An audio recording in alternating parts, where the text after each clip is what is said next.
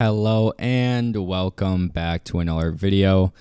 It is Schmeat back here. I've been distant on the uploads, didn't react to our last game because, to be honest, the Boston Celtics are not the most fun team in the NBA to watch. They do have good players like Jason Tatum, Jaylen Brown, even my boy Kemba is on there, but overall it's just, I don't enjoy watching the Boston Celtics. I feel like they're overexposed in the NBA. As far as national television goes, as far as just overhyped names. I feel like I hear about the Boston Celtics more than I do my own parents, so you got that. So, but basically this video is going to be speaking on our ownership. I guess I'm just rambling as I usually like to do, but I just think it's interesting how our ownership has changed narratives over the course of the last few years. Where I had no faith in him, and now I guess I have to eat my own words, eat my own criticism about coaching hires, about player signings, about dealing away players, because there's been a few moves over the last couple years that have made our team who it is today, and I want to kind of bring that to light. So the first thing, the most notable thing, is the Kemba Walker sign and trade.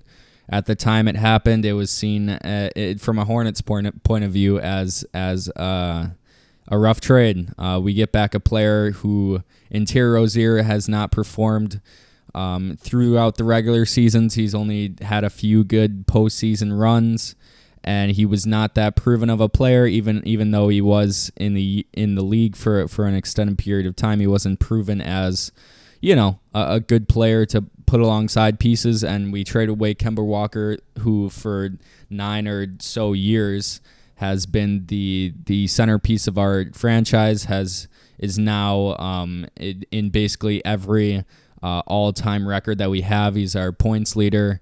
He's our assists. He's even up there for all-time rebounds. We trade away that piece for, at the time, seemed like a player that was significantly worse.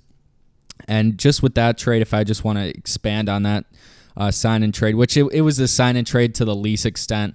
Kemba wanted to go somewhere else because we didn't want to pay him, which shows not paying him seemed to be a good idea, because he's now making $37 million, which is a first option player salary. Like, if you think of $37 million, you think of Anthony Davis, you think of LeBron, you think of probably what Zion's going to be making his next contract, you think of what Luka's going to be making. I mean, $37 million this season is like a player that is expected to be a first option on that given team. And Kemba Walker right now is maybe the fourth option. If I want to be critical of him, he's realistically the third option, but you can go back and forth whether Marcus Smart is the third option, and I would say Marcus Smart is more valuable than Kemba Walker, and it's just seen as a rough situation for Boston fans, because you can't really trade him either, because he is 32 years old, making $37 million a year. It's going to be interesting how it plays off, because I do think he has a couple more years on his contract, and it's seen as a bad contract overall, and at the time not paying him. And it was very critical of Michael Jordan, because he came out and basically publicly said that he doesn't think Kemba Walker is worth that kind of money.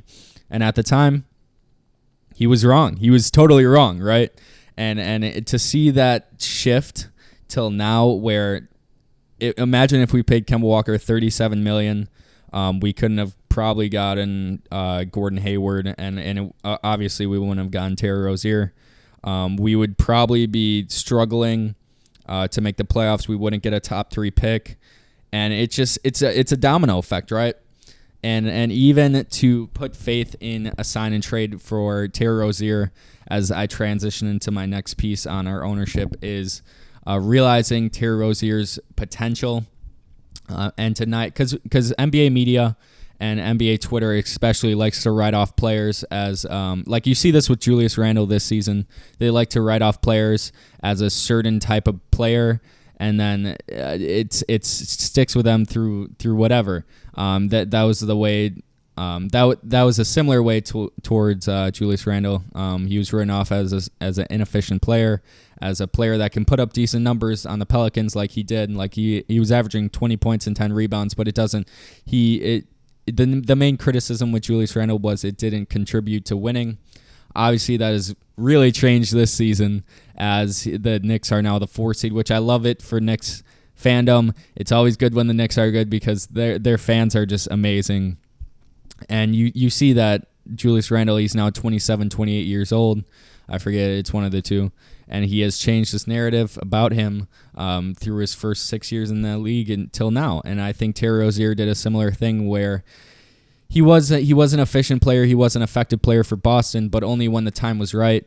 And he was at points and times a bench piece for them. Obviously, he had big moments in the playoffs, but other than that, he was just seen as a bench type of player and really written off as a certain type of player in this league. And he's changed that so far with the Hornets. He's been efficient. He's been one of the most clutchest players in the NBA.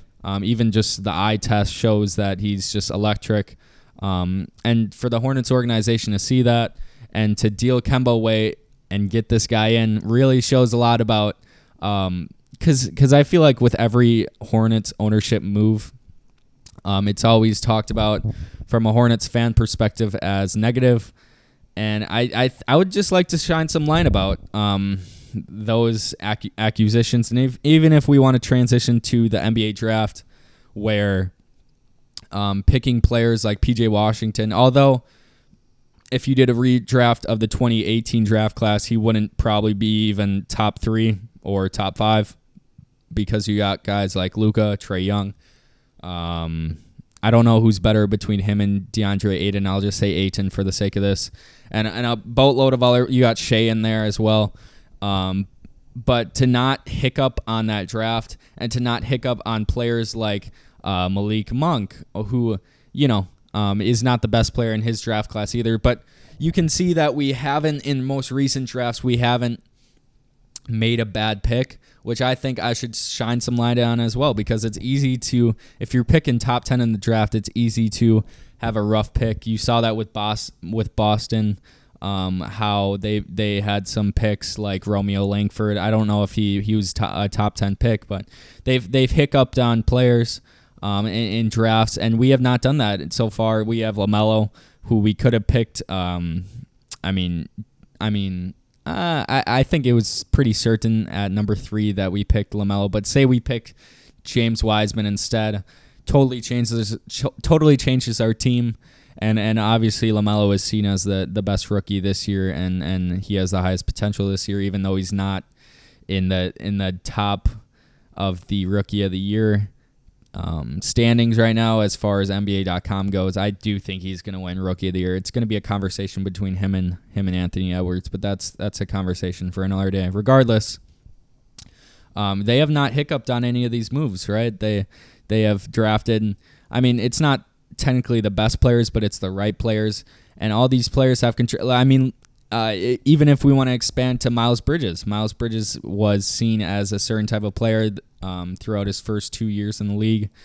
Totally revamped his game, very efficient, and he's seen as a 3-point shooter now. And I have disagreed with a lot of this is going to be the baseline of this video, but I've disagreed with a lot of Hornets organization, Hornets ownership, their moves in these past few seasons, and I'm going to eat my words, and I'm going to admit that I was wrong about some of the moves that they've done in the past, and they're actually somewhat decent. I will admit it. Overall, Michael Jordan is a very bad owner overall, but through the past few seasons with Mitch Kupchak, with the hiring of James Borrego, they've been decent. And I wanted to make this video to shine some light on it and to finally give them their respect, because I have been late to the party in doing that. So yeah, that's going to be it for me. If you like this video, subscribe, like, all that jazz.